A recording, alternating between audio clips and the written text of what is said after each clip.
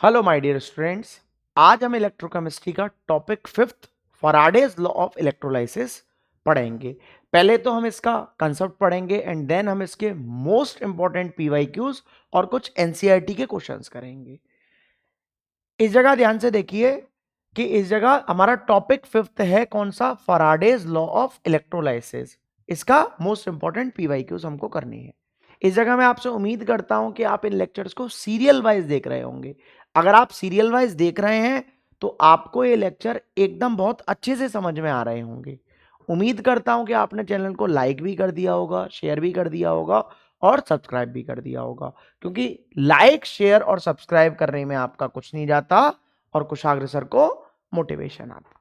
अब इस जगह आप ध्यान से देखिए कि सबसे पहले आता है हमारा फैराडेज लॉ में Faraday's first law of electrolysis. क्या होता है ये होता है according to this law the mass of the substance deposited at any electrode is directly proportional to the quantity of electricity. और इस क्वांटिटी ऑफ इलेक्ट्रिसिटी को ही क्या बोलती हैं? चार्ज बोलती हैं। क्या बोलती हैं?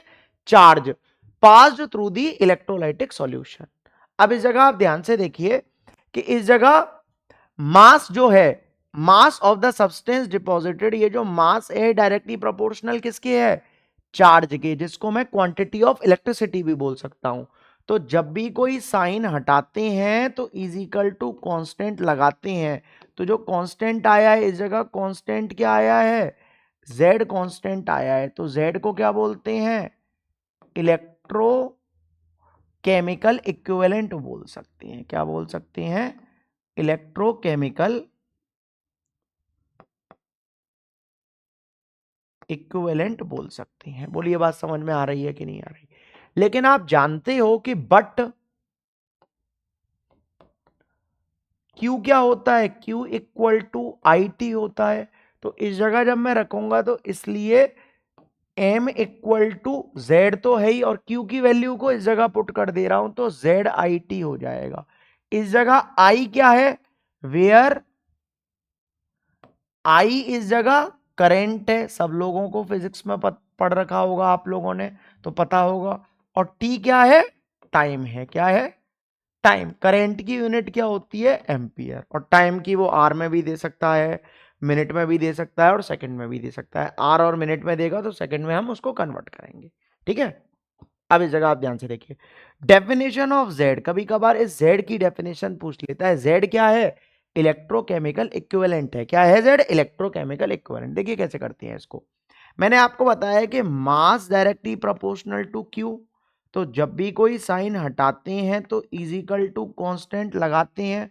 तो कांस्टेंट क्या आ लिया है? जेड आ लिया है।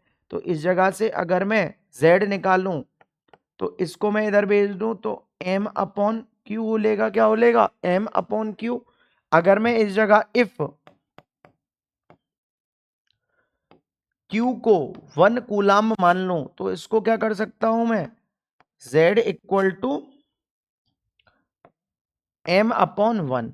तो z किसके बराबर हो जाएगा? m के बराबर। अब z क्या है? Electrochemical equivalent. और m क्या है? Mass of the substance deposited. तो electrochemical equivalent is equal to the mass of the substance deposited. कब हुआ? व्हेन चार्ज ऑफ 1 कूलाम्ब जब हमारा लिया गया। इस तरीके से लिख सकते हो, when charge is taken as 1 coulomb. क्या बोल सकते हो? Charge is taken as 1 coulomb, या फिर यूनिटी बोल सकते हैं। क्या बोल सकते हैं हम? यूनिटी। इधर देखिए अब आप ध्यान से। नेक्स्ट आता है हमारा Faraday's second law of electrolysis. बहुत इंपॉर्टेंट है, न्यूमेरिकल थोड़ा सा इसी पर ज्यादा बनता है।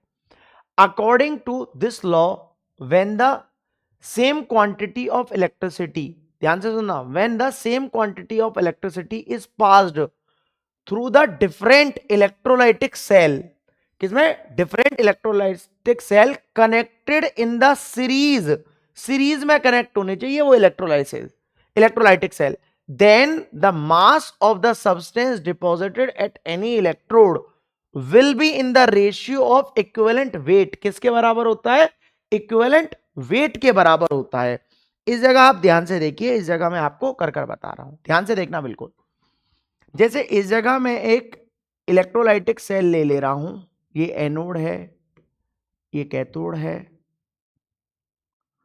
अब दूसरा अगर मैं इस जगह एक और ले रहा हूं, सीरीज कॉम्बिनेशन में लगा रहा हूं, इस जगह मैंने एक और इलेक्ट्रोलाइटिक सेल ले लिया और इसको भी सीरीज कॉम्बिनेशन में लगाकर, और इस जगह में तीसरा एक और इलेक्ट्रोलाइटिक सेल ले रहा हूं। इस जगह ध्यान से देखिए,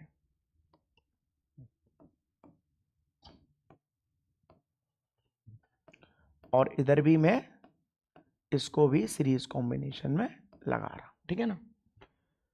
अब इस जगह देखिए, इसको मैं मान रहा हूं इसका मास m1 है, या फिर इसको पहले इसका इलेक्ट्रोलाइटिक बोल दे रहा हूं, इलेक्ट्रोलाइटिक सेल ये E1 है, ये E2 है, ये E3 है। इसका मास m1, इसका m2 और इसका m3 है। क्या है? m3, ये m2, ठीक है ना। m1, m2 और m3। अब इस जगह ध्यान से देखिए, किसके बराबर होता है? इक्विवेलेंट वेट के रेशियो के लिए होता है, रेशियो ऑफ इक्विवेलेंट वेट। तो इसको मैं ऐसे लिख सकता हूं, ध्यान से देखो, mass m1 upon m2 equal to E1 upon E2, ये इसके लिए हो जाएगा। या फिर मैं इसको ऐसे लिख सकता हूं, m2 upon m3 equal to E2 upon E3। या फिर मैं इसको ऐसे लिख सकता हूं, m3 upon m1 equal to E3 upon E1। या फिर आप इसको m1 अपॉन m3 भी लिख सकते हो, कोई दिक्कत नहीं है।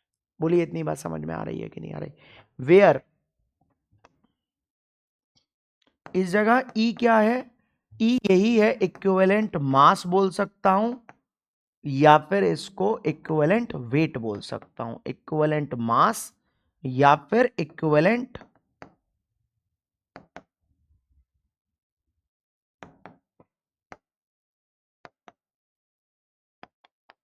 वेट बोल सकता हूं। क्या बोल सकता हूं? इक्विवेलेंट वेट बोल सकता हूं। बोलिए इतनी बात समझ में आ रही है कि नहीं? बहुत इंपॉर्टेंट है, याद रखना। एक और देखिए इस जगह, फैराडेज कांस्टेंट क्या होता है? बहुत इंपॉर्टेंट है, इसको 1 फैराडे भी बोल सकती हैं।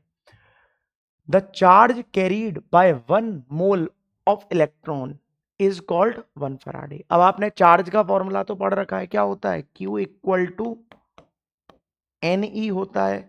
अब इस जगह ये 1 मोल, और 1 मोल किसके बराबर होता है? एवोगैड्रोस नंबर के बराबर। तो 6.02 इंटू 10 टू दी पावर 23, और इलेक्ट्रॉन की वैल्यू कितनी होती है? 1.6 इंटू 10 टू दी पावर -19। तो जब मैं इसको सॉल्व करूंगा तो ये मेरा होगा 96500 कूलाम। और अब आपको याद आ जाना चाहिए कि मैं 1F की वैल्यू क्या लेता था? 96500 लेता था। तो इस जगह मैं इसको लिख सकता हूं 1F इक्वल टू 96500। बोलिए बात समझ में आ रही है कि नहीं आ रही? कूलाम। कहीं भी आपको चार्ज दिखेगा तो आप उसको F के बराबर लिख सकते हो। किसके बराबर लिख सकते हो? F के। तो Q इक्वल टू डायरेक्ट आप 1F बहुत जगह यूज करोगे। अभी अभी ही करवाऊंगा इसका यूज थोड़ी देर बाद ही। बोलिए इतनी बात समझ में आ रही है कि नहीं आ रही? नहीं आ रही है तो पूछिए।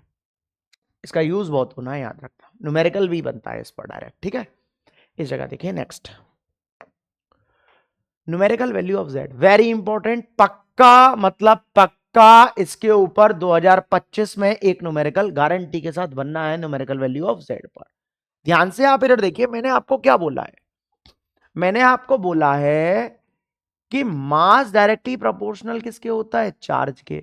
तो जब भी कोई साइन हटाते हैं तो इजिकल टू कांस्टेंट लगाते हैं। तो इजिकल टू ये, और कांस्टेंट क्या है? Z। बोलिए इतनी बात समझ में आ रही है कि नहीं आ रही? नहीं आ रही है तो पूछिए। क्लियर है कि नहीं है इतना? देखिए अब इस जगह नेक्स्ट, अब अगर इस जगह से मैं Z निकालूं तो Z मेरा कितना आ जाएगा? M अपॉन क्यू आलेगा। कितना आलेगा? M upon Q. अब अभी अभी मैंने आपको बताया है सेकंड लॉ में कि M1 अपॉन M2 किसके बराबर होता है? E1 अपॉन E2 के। इन शॉर्ट कहने का मतलब ये है कि ये मास E के बराबर होता है, मतलब इस रेशियो के अगर अकॉर्डिंग देखा जाए तो मैं इसको ऐसे लिख सकता हूं कि Z equal to E upon, क्या लिख सकता हूं इसको? F लिख सकता हूं, कोई दिक्कत नहीं होनी चाहिए। लिख सकता हूं कि नहीं लिख सकता हूं? बोलिए। अब इसको मैं मानना हूं फर्स्ट,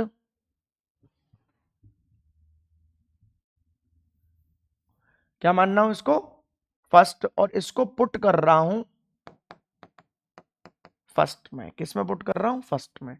तो जब मैं इसको पुट करूंगा तो m इक्वल टू जेड की वैल्यू को क्या रख दूंगा? E अपॉन एफ, और ये कितना है? Q। एक तो ये फॉर्मूला वेरी इंपॉर्टेंट है, याद रखना, न्यूमेरिकल्स के लिए बहुत ज्यादा इस पर न्यूमेरिकल्स बनते ही बनते हैं, पक्का आएगा, लिखवा कर ले जाओ मेरे से, गारंटी के साथ आएगा इस पर न्यूमेरिकल।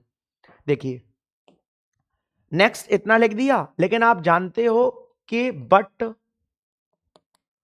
Q कितना होता है? IT, और 1F की वैल्यू अभी अभी बताइए, फिर F की वैल्यू 96500 कूलम। तो इसको मैं ऐसे नहीं लिख सकता हूं, m इक्वल टू ई को तो E लिख दिया और इसकी वैल्यू 96500, और Q को लिख सकता हूं IT, कोई दिक्कत नहीं होनी चाहिए, या फिर वो इस पर दे देगा, दोनों बात एक ही है, या फिर ये या फिर ये। 2025 में 27 फरवरी को ये फिक्स है, याद रखना, फिक्स है इस पर एक न्यूमेरिकल, गारंटी के साथ लिखवा ले जाओ मेरे से, रिटर्न में लिख कर दे सकता हूं, पक्का पूछेगा। 2024 में भी पूछा था इस पर, वो किस तरीके से पूछा था अभी मैं उसके ऊपर न्यूमेरिकल करवाऊंगा।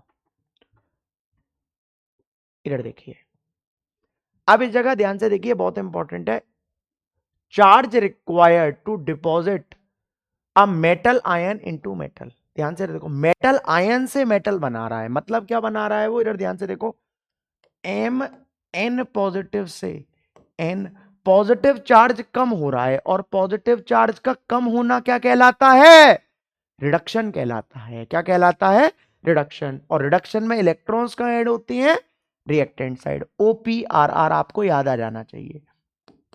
तो Ne को इधर ऐड कर दूंगा, तो इसके लिए चार्ज कितना होगा? ध्यान से इधर देखो, इसके लिए चार्ज बराबर होगा हमारा NF। किसके बराबर होता है? NF। फराडेज में हम इलेक्ट्रॉन्स जितने होते हैं उतने का इनटू कर देते हैं। अब इस जगह देखिए, अगर मैं इस पर एग्जांपल दूं आपके लिए, तो पहला एग्जांपल दे रहा हूं कि Ag पॉजिटिव से अगर Ag होता है तो एक इलेक्ट्रॉन को नो डाउट इधर ऐड करूंगा, और इधर ऐड करूंगा तो कितना हो लेगा चार्ज मेरा? अब इस जगह इलेक्ट्रॉन 1 है तो 1F के बराबर हो जाएगा। बोलिए इतनी बात समझ में आ रही है कि नहीं आ रही? इधर देखिए नेक्स्ट, एक और देखो, इस जगह अगर मैं इस जगह Al3 पॉजिटिव से Al करूं तो भाई 3 कम हो रहा है, तो 3 इलेक्ट्रॉन को इधर ऐड करूंगा, तो Q किसके बराबर हो जाएगा मेरा?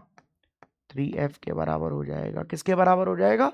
3F के। आप चाहो तो उसको फर्दर सॉल्व कर लेना, F की वैल्यू रखो 96500, मल्टीप्लीकेशन करो। बोलो बात समझ में आ रही है कि नहीं आ रही? एक और देखो इस जगह ध्यान से, एक और आता है हमारा, अगर इस जगह मैं लिखूं थर्ड है, Cu2 पॉजिटिव से कितना हो रहा है? Cu, तो 2 इलेक्ट्रॉन को मैं इधर ऐड कर दूंगा, तो Q किसके बराबर हो जाएगा? 2F के बराबर हो जाएगा। बोलिए बात समझ में आ रही है कि नहीं आ रही? बहुत इंपॉर्टेंट है, याद रखना, पक्का न्यूमेरिकल्स में यूज होगा। मैं आपको ज़्यादातर ट्राई करता हूँ कि न्यूमेरिकल करवाने से पहले मैं आपको पूरा कंसेप्ट बताता हूँ कि क्या क्या यूज होगा, थोड़ा थोड़ा थोड़ा थोड़ा क्या पूरी तरीके से कंसेप्ट को बता देता हूँ, एंड देन मैं न्यूमेरिकल के ऊपर आता हूँ। मेनली इलेक्ट्रोकेमिस्ट्री का मतलब है कि पेपर में आना है इसका न्यूमेरिकल, इलेक्ट्रोकेमिस्ट्री, सॉल्यूशन और केमिकल काइनेटिक्स, इन तीन के न्यूमेरिकल ही आती हैं। थ्योरी पोर्शन बहुत है हमारे पास, लेकिन इसके मेनली न्यूमेरिकल्स। 1-2 नंबर का वो पूछ सकता है इलेक्ट्रोलाइसिस में से, और सम बैटरीज में से पूछ सकता है, एक आध दो, फ्यूल सेल, मरकरी सेल, इन सब में से पूछ सकता है, लेकिन मेजोरिटी में न्यूमेरिकल बनेगा इसके ऊपर 3 नंबर का। 9 नंबर की यूनिट है सबसे बड़ी, इसलिए मैंने सबसे पहले इस यूनिट को उठाया है। तो 9 नंबर में से आप मानकर चलो कि नाना करते करते 6 नंबर के न्यूमेरिकल्स आने हैं, 6 या 7 नंबर के गारंटी से न्यूमेरिकल्स हैं, 1-2 नंबर की थ्योरी आएगी।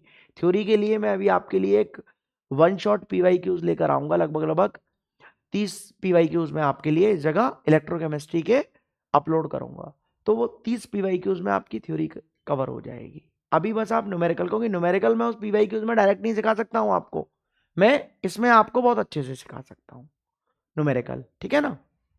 इधर देखिए, हेडिंग आती है calculation of equivalent weight of a substance या फिर इक्विवेलेंट वेट को इक्विवेलेंट मास बोल सकते हैं। इक्विवेलेंट मास को या फिर इक्विवेलेंट वेट को ई से लिखते हैं, क्या होता है, एटॉमिक मास अपॉन वैलेंसी। बहुत इंपॉर्टेंट है, इधर देखो ध्यान से। अगर मैं इस जगह इसका कैलकुलेशन करवाऊं तो अगर मैं इस जगह लिखूं कि Cu2 पॉजिटिव से देखो Q हो रहा है और 2E को इधर ऐड कर दिया। अब ये भी बताया अगर मैं इस जगह Q निकालने लग जाऊं तो क्या निकलेगा, NF। और अगर मैं E निकालूंगा तो इसका आपको मास पता होना चाहिए। इसका मास होता है 63.5 और इसकी वैलेंसी 2। याद करने की आपको नीड नहीं है कि 63.5 याद हो जाए तो ज्यादा बेटर है, वरना पेपर में गिवन मिलती है 63.5। तो इसको सॉल्व कर कर जो हमारा आंसर आएगा 63.5, इतना सॉल्व होकर ही आएगा मेरा 31.75। कितना आ जाएगा, 31.75। एक और देखो इस जगह ध्यान से। अगर मैं इस जगह लिखूं Ag पॉजिटिव से क्या हो रहा है, Ag हो रहा है, तो एक इलेक्ट्रॉन को कहाँ ऐड कर दूंगा, इधर। तो इस जगह Ag के लिए इसका मास होता है 108 और इसकी वैलेंसी इस पर +1 है, तो इस जगह 1 हो लिया। तो ये कितना हो लिया, 108 हो लिया। इधर देखिए नेक्स्ट। अगर मैं इस जगह एक और एग्जांपल दूं,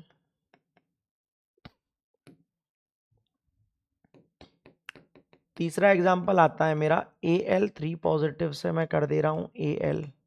तो इलेक्ट्रॉन्स को कहाँ ऐड करूंगा, इधर ऐड करूंगा। तो इसके लिए अगर मैं E निकालूं तो कितना हो लेगा, Al का 27 होता है और इसका 3, तो कितना आ जाएगा, E मेरा 9 आ लेगा। कितना आ लेगा, 9 आ लेगा। बोलिए बात समझ में आ रही है कि नहीं आ रही। बहुत इंपॉर्टेंट है, याद रखना, बहुत ज्यादा पेपर में पूछा जाता है, ये बहुत ज्यादा आता है। अब इस जगह आप ध्यान से देखिए। अब आता है हमारा न्यूमेरिकल पोर्शन। जितना मेरे को समझाना था मैंने समझा दिया। उम्मीद करता हूं कि आपको समझ में आया भी होगा। इधर देखिए क्या पूछ रहा है वो, how many coulombs of charge. Coulomb का मतलब क्या होता है कि चार्ज को लिखते हैं क्यू से और चार्ज की यूनिट है कूलाम्ब। तो वो क्या निकलवा रहा है, कूलाम्ब निकलवा रहा है, मतलब चार्ज निकलवा रहा है। क्या निकलवा रहा है, चार्ज। तो इस जगह ध्यान से देखो क्या कर रखा है उसने, बहुत इजी है ये तो। Al3 पॉजिटिव से कितना है, Al, तो 3 इलेक्ट्रॉन को कहाँ ऐड कर दूंगा, इधर। तो Q निकालूंगा तो किसके बराबर होता है, 3F के बराबर। तो Q इक्वल टू 3 इंटू इसकी वैल्यू जानते हो 96500। तो Q मेरा सॉल्व होकर इधर से आ जाएगा कूलाम्ब में। उम्मीद करता हूं कि आप इसका आंसर खुद निकाल लोगे। इसका आंसर होता है 289,500 कूलाम। बोलिए बात समझ में आ रही है कि नहीं आ रही। अब इसको मल्टीप्लिकेशन करना है यार, मल्टीप्लिकेशन आप खुद कर सकते हो, इतना मैं उम्मीद करता हूं आपसे। 12th स्टैंडर्ड में हो, बात समझ में आ रही है कि नहीं आ रही, बोलिए। देखिए नेक्स्ट।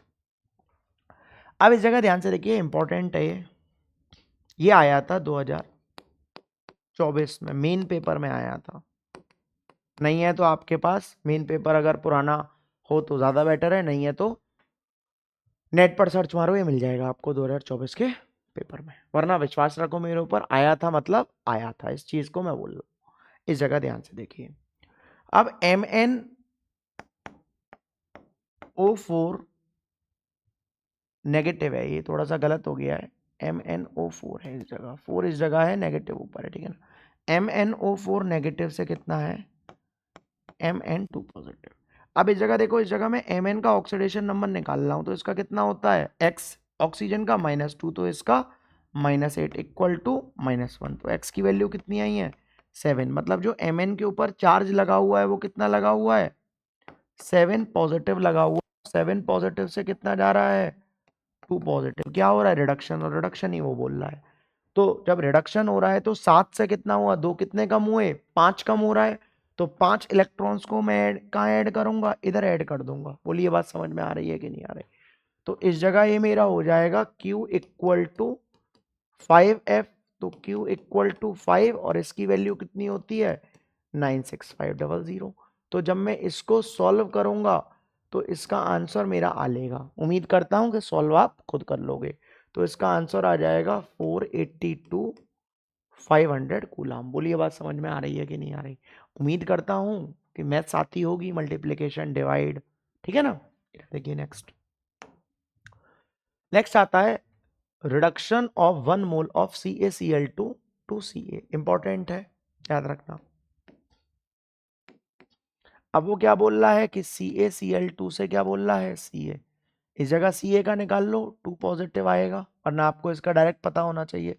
और ये Ca, तो 2E को कहाँ ऐड कर दूंगा, इधर ऐड कर दूंगा, तो Q इक्वल टू 2 और इसकी वैल्यू 96500 होती है। तो ये मेरा सॉल्व होकर इधर से आ जाएगा 193,000 कूलम, 30। ठीक है, बोलिए बात समझ में आ रही है कि नहीं आ रही। हाईली प्रोबेबिलिटी है कि 2025 में ये आ जाए, हाईली प्रोबेबिलिटी है, मैं आपको बोल रहा हूँ। H2O of oxidation of 1 mole of H2O to O2, किसमें, oxidation of 1 mole of H2O to O2। इधर ध्यान से देखो, H2O को जब मैं इसका ऑक्सीडेशन करूंगा तो किस चीज में होता है इसका oxidation, O2 H positive plus electrons. अब अगर मैं इसको बैलेंस करूंगा तो इस जगह 2 और इस जगह कितने होली है, इस जगह तो 2 ऑलरेडी है ही, तो इस जगह कितना होलेगा, 4 होलेगा। यहाँ पर इस तरीके से नहीं है,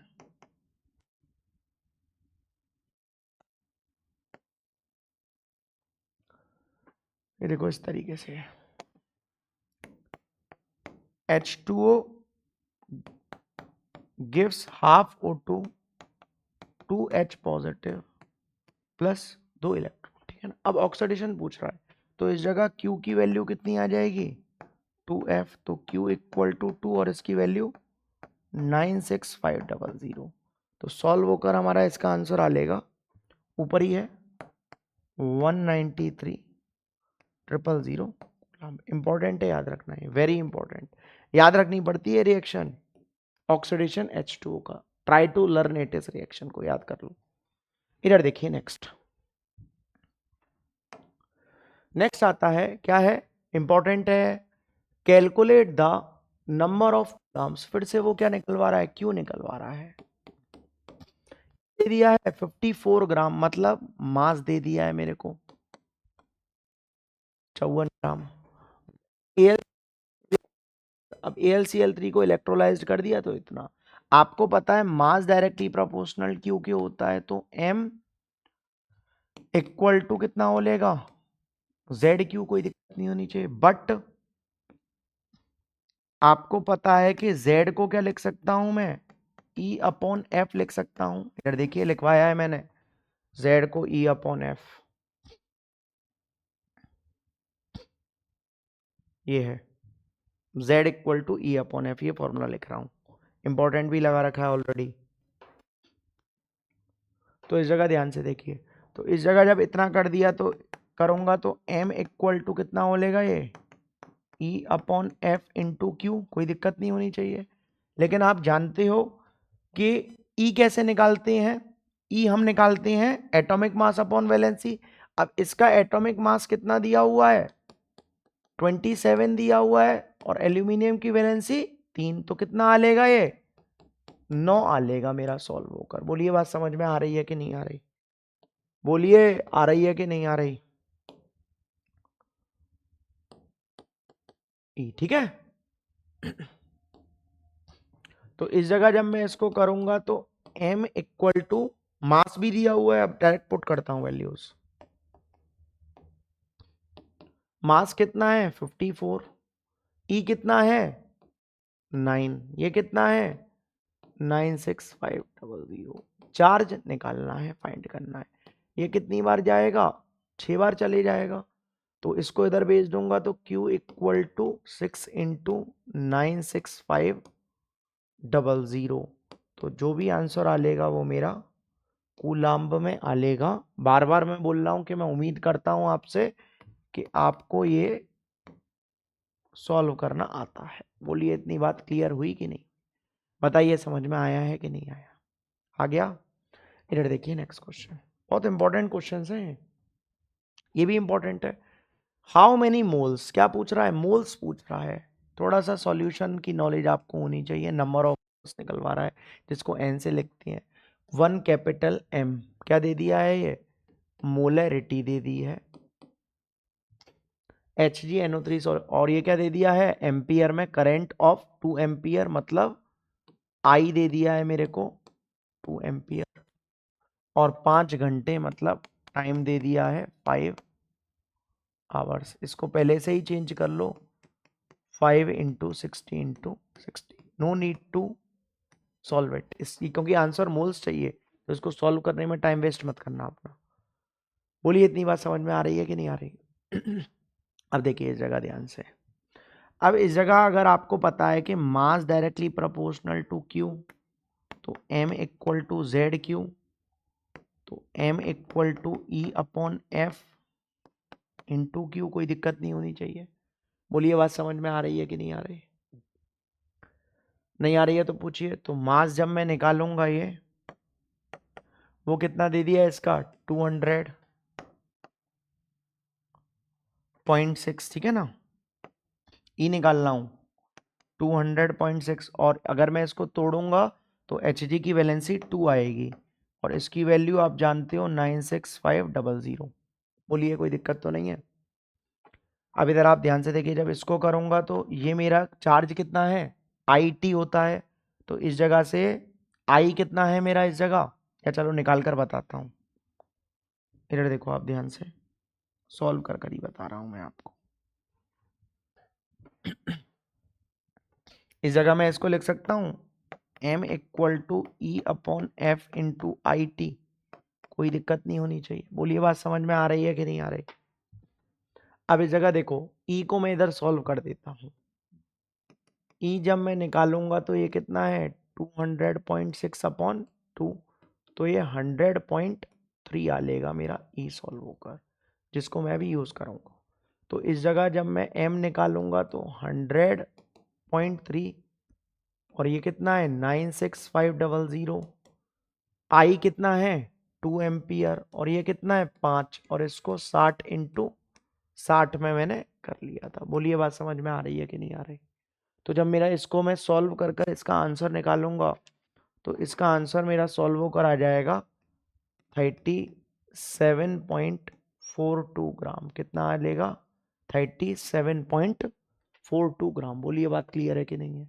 अब इस जगह नंबर ऑफ मोल्स का फॉर्मूला बोलूं तो W अपॉन M होता है, तो नंबर ऑफ मोल्स जब मैं निकालूंगा तो किस तरीके से निकलेगा, मास कितना आया है मेरा इसका, W मतलब जो मेरे को गिवन मास है, ये कितना है 37.42, और इसका मोलर मास मतलब वो पूरा ही दिया हुआ है 200.6। तो N मेरा इधर से सॉल्व होकर आ जाएगा 0.18 मोल्स। कितना आ लेगा 0.18 मोल्स N सॉल्व होकर आ लेगा। बोलिए बात समझ में आ रही है कि नहीं आ रही? क्लियर है कि नहीं है? नहीं आ रहा है तो पूछिए। आया हुआ है CBSE 2016 में और 2011 में, हो सकता है 25 में आ जाए। इधर देखिए नेक्स्ट बहुत इंपॉर्टेंट क्वेश्चन है, NCERT का है, प्लस बोर्ड में भी आ रखा है। NCERT का क्वेश्चन है, याद रखना। इसकी पहचान NCERT है, 2008-2009 में आया था, और 25 में आने के हाईली चांसेस हैं। बहुत साल बाद आएगा लेकिन 25 में जरूर आएगा। इधर देखिए ध्यान से, क्या बोल रहा है वो, 3 electrolytic cell ABC containing ZnSO4, AgNO3 और CuSO4 respectively are connected in series. A steady current of 1.5 ampere was passed through them until 10.8 gram of silver deposited at the cathode of B. How long, मतलब क्या पूछ रहा है, time. How long did the current flow, or what is the mass of copper and zinc were deposited? क्या पूछ रहा है, मास पूछ रहा है कॉपर और जिंक का। ध्यान से देखिए, बहुत ज्यादा इंपॉर्टेंट है, पक्का पेपर में आने की हाईली प्रोबेबिलिटी है इस वाले क्वेश्चन की, बहुत ज्यादा इंपॉर्टेंट है। इसलिए देखो इस जगह 3 इलेक्ट्रोलाइटिक सेल दे दी है, ध्यान से देखना। एक इलेक्ट्रोलाइटिक सेल तो मैं इसको मानना हूं, एक ये है और एक ये है, ये दोनों रॉड्स हैं इसकी, एक एनोड एक कैथोड, एक एनोड एक कैथोड, इस तरीके से ये चीज चली है। अब इसको किस में कनेक्ट कर रहा हूं, सीरीज में कनेक्ट कर रहा हूं। इसको ए मानना हूं, इसको बी मानना हूं और इसको सी मानना हूं। उसने बोल दिया है कि एक क्या है, ये AZnSO4 है, फिर कौन सा है ये AgNO3 है, और फिर कौन सा है ये CuSO4 है, रेस्पेक्टिवली बोल दिया है उसने। तो जो AZnSO4, B AgNO3 और ये। अब उसने मास किसका दे दिया है, सिल्वर का दे दिया है 10.8। अब इस जगह जब मैं करूंगा तो इस जगह में इसके लिए निकालता हूं, टाइम निकालता हूं। वो टाइम पूछ रहा है हाउ लॉन्ग, तो आपको पता है mass directly proportional to Q, तो m equal to Z Q, m equal to E upon F into I T, कोई दिक्कत नहीं होनी चाहिए। अब आपको मास पता है कितना है 10.8, ई निकालूंगा तो किस तरीके से निकलेगा, सिल्वर का कितना होता है 108, तो 108 कर लिया, इसकी वैलेंसी 1, और ये कितना हो लेगा 96500। करंट कितना है 1.5, तो टाइम मेरा सॉल्व होकर आ जाएगा कि नहीं आ जाएगा। तो इधर से जब मैं टाइम सॉल्व करूंगा तो मेरा टाइम सॉल्व होकर आ जाएगा 6433.3 सेकेंड्स। कितना आ लेगा 6433 सेकेंड्स मेरा टाइम आ जाएगा। बोलिए इतनी बात समझ। अब वो क्या बोल रहा है, calculate the mass, calculate the mass of copper and zinc were deposited. Mass निकालना है किसका, कॉपर का और जिंक का। उम्मीद करता हूं कि आपने इतना लिख लिया होगा, इतना पहले आप लिख लो, ठीक है ना। अब देखिए इस जगह ध्यान से, मैं इधर ही मास और निकाल कर बता रहा हूं। देखो किस किस का मास बोल रहा है वो, कॉपर का और जिंक का, क्योंकि उसने सिल्वर का दे रखा है। ध्यान से आप पहले इधर देखो कि मैंने आपको सेकंड लॉ में क्या लिखवाया था। सेकंड लॉ में मैंने आपको लिखवाया है, देखो m1/m2 इक्वल टू E1/E2। इस जगह मैंने 1 मान रखा है। अब उस जगह मैंने क्या कर रखा है इस वाले क्वेश्चन में,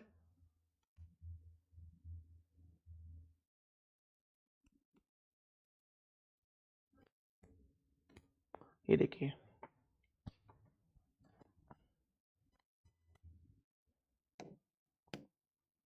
इस जगह देखिए ये है, तो इस जगह मैं इसको ऐसे नहीं लिख सकता हूं कि मास और जिंक का अपॉन मास Ag का, और इस जगह E किसका, जिंक का अपॉन E किसका, Ag का। कोई दिक्कत नहीं है, मास जिंक का तो निकालना है मेरे को, तो जिंक का मास निकाल लूंगा। सिल्वर का 10.8 दिया हुआ है। अब इसके लिए जिंक का एटॉमिक मास होता है 68 और इसकी वैलेंसी होती है 2। सिल्वर का होता है 108 और इसकी वैलेंसी होती है 1।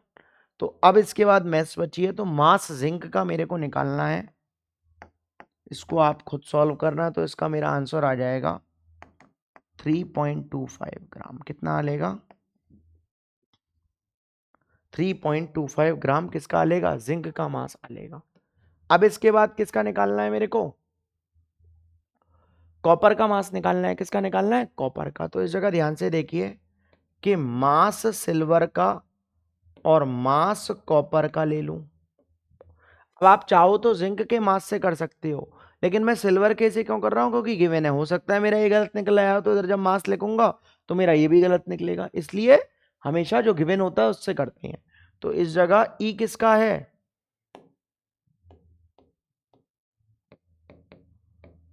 कॉपर का, और ई किसका है, सिल्वर का, और ई किसका है, कॉपर का। तो जब मैं इसको सॉल्व करूंगा तो ये कितना हो लेगा मेरा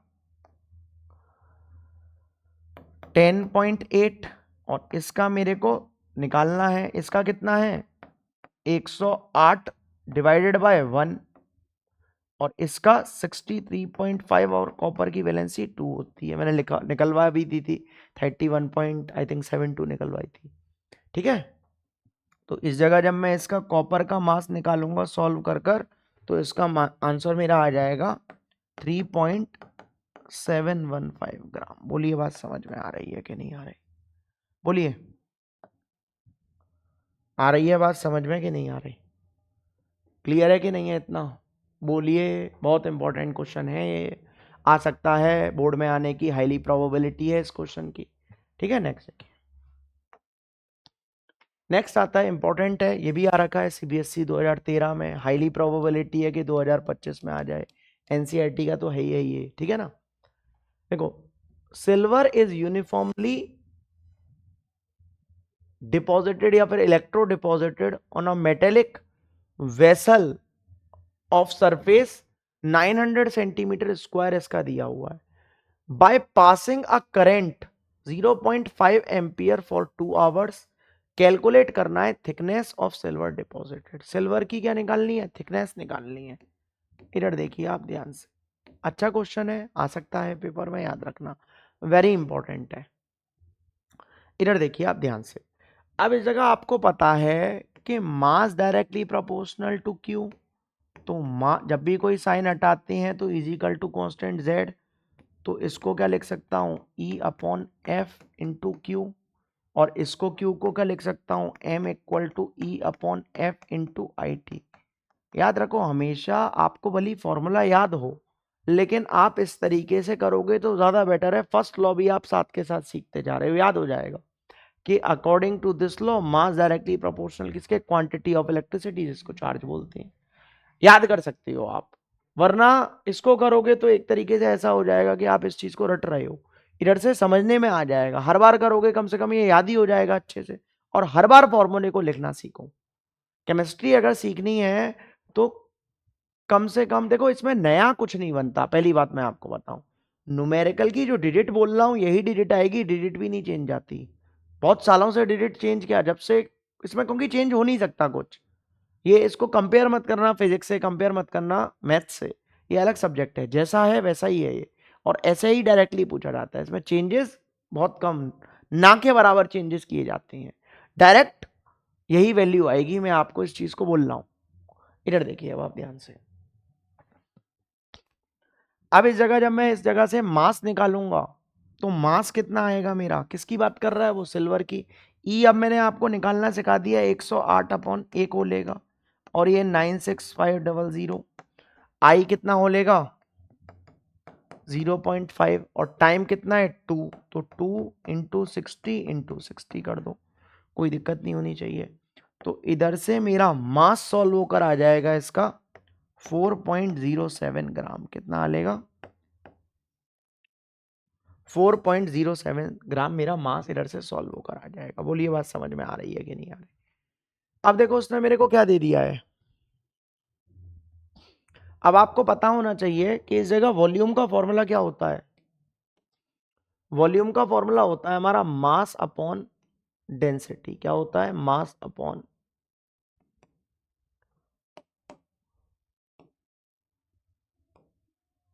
डेंसिटी। डेंसिटी इस जगह गिवन नहीं दी है, डेंसिटी लो इस जगह गिवन में, गिवन में इस जगह डेंसिटी और लिखो आप, इस जगह लिख देता हूं मैं, गिवन है ये, ठीक है ना। डेंसिटी मेरे को दी हुई है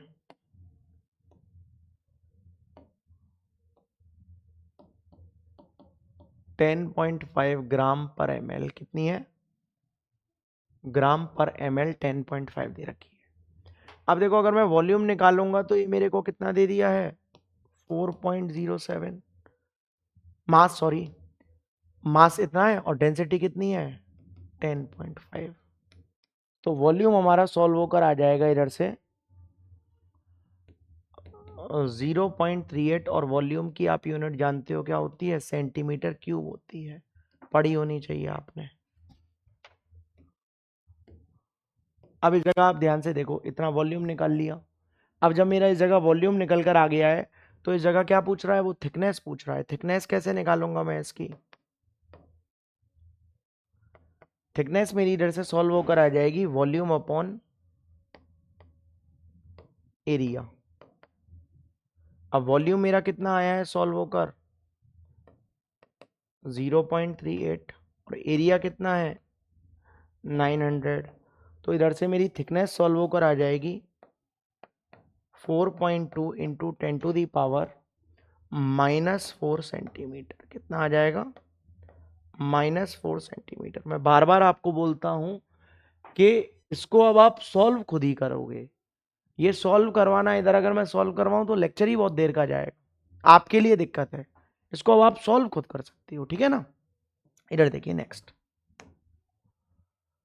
ये भी इंपॉर्टेंट है। इधर देखिए, if a current of 0.5 ampere flows through the metallic wire for 2 hours how many electrons. क्या पूछ रहा है इस बार, इलेक्ट्रॉन्स पूछ रहा है।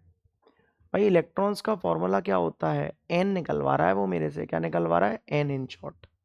क्या निकलवा रहा है, एन। इधर देखिए आप ध्यान से, बहुत इंपॉर्टेंट क्वेश्चन है ये, पेपर में हाईली प्रोबेबिलिटी है कि ये क्वेश्चन आ जाए। इधर देखिए किस तरीके से होता है। आपको पता है Q इक्वल टू कितना होता है, IT। सबसे पहले Q निकालो, तो I कितना दिया है उसने मेरे को 0.5 और T कितना है, तो 60 इंटू 60 कर दूंगा, कोई दिक्कत नहीं है। तो इस जगह से मेरा Q आ जाएगा सॉल्व होकर कूलाम्ब में, जो कि मेरा सॉल्व होकर आएगा 3600 कूलाम्ब। कितना आ जाएगा 3600 कूलाम्ब। मेरा इस जगह से क्या आ जाएगा, Q सॉल्व होकर आ जाएगा, ठीक है ना। अब आपको पता है कि Q इक्वल टू क्या होता है फॉर्मूला, NE। क्या होता है, NE फॉर्मूला होता है, Q इक्वल टू NE। अब क्या निकालना है मेरे को, E निकालना है। क्या निकालना है, E। तो ध्यान से आप इधर देखिए, आपको पता है कि E कितना होता है 1.6। इलेक्ट्रॉन की वैल्यू 1.6 इंटू 10⁻⁻19 कूलाम भी तो होती है इसकी वैल्यू। और इस जगह मेरा ये किसके, यही क्या होता है, चार्ज ऑफ इलेक्ट्रॉन। मतलब इस तरीके से ही जो इस इलेक्ट्रॉन का चार्ज होता है वो इतना होता है। अब इस जगह वो हमसे क्या बोल रहा है कि 3600 कूलाम्ब में कितना होगा। तो 3600 कूलाम्ब में निकालूंगा तो 3600 कूलाम्ब में मेरा चार्ज कितना होगा, 3600 कूलाम्ब में मेरा चार्ज आएगा 36 अपॉन 1.6 इंटू 10⁻⁻19 इलेक्ट्रॉन्स आ लेगा। कितना आ लेगा, इलेक्ट्रॉन्स। तो जब मैं इसको सॉल्व करूंगा तो इस जगह से मेरा आ जाएगा 2.25 इंटू 10⁻22 इलेक्ट्रॉन्स। इसका मेरा सॉल्व होकर आ लेगा। बोलिए बात समझ में आ रही है कि नहीं आ रही, बोलिए क्लियर है कि नहीं है। 22 है ये। नेक्स्ट देखिए, नेक्स्ट आता है हमारा सॉल्व होकर, सॉल्व नहीं question next. Calculate the mass of silver deposited at the cathode when current of 2 ampere was passed through a solution AgNO3 15। क्या पूछ रहा है, मास पूछ रहा है, M। बहुत इजी क्वेश्चन है ये तो देखो मास आप जानते हो डायरेक्टली प्रोपोर्शनल टू Q। तो मास इक्वल टू ZQ, तो M equal to E upon F into Q। अब आप जानते हो कि E को अगर मैं एक्सपेंड करूंगा तो सॉरी Q को, तो कितना हो लेगा IT। अब किसकी बात कर रहा है वो, Ag की बात कर रहा है सिल्वर की।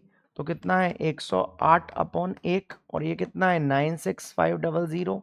आई कितना है 2 और टाइम कितना है 15। अब 15 मिनट को सेकंड में करूंगा तो 60 का इंटू कर दूंगा। तो इधर से मेरा जो मास है वो सॉल्व होकर मेरा आ लेगा 2.015 ग्राम। कितना आ लेगा 2.015 ग्राम। बोलिए बात समझ में आ रही है कि नहीं आ रही, बोलिए क्लियर है कि नहीं है। बहुत इंपॉर्टेंट न्यूमेरिकल्स थे आज के हमारे, जो कि एग्जाम में आने की हाईली प्रोबेबिलिटी हैं। मैंने आपको पूरा फराडे लॉ बताया कि फराडे लॉ क्या होता है, एंड देन मैंने इसके सारे जितने भी PYQs हो सकते हैं, इसके अलावा कोई और PYQ है नहीं। होगा तो नॉर्मली डिजिट चेंजेस होंगी, लेकिन इससे नए PYQs कुछ नहीं बनते। हमारे सिलेबस में ही सिर्फ इतना है, इससे ज़्यादा कुछ नया आता नहीं है। उम्मीद करता हूँ कि आपको समझ में आया होगा। तो चैनल को लाइक करना, शेयर करना और सब्सक्राइब करना, क्योंकि लाइक शेयर और सब्सक्राइब करने में आपका कुछ नहीं जाता और कुछ आगे सर को मोटिवेशन आता। दैट्स इट आज के लिए।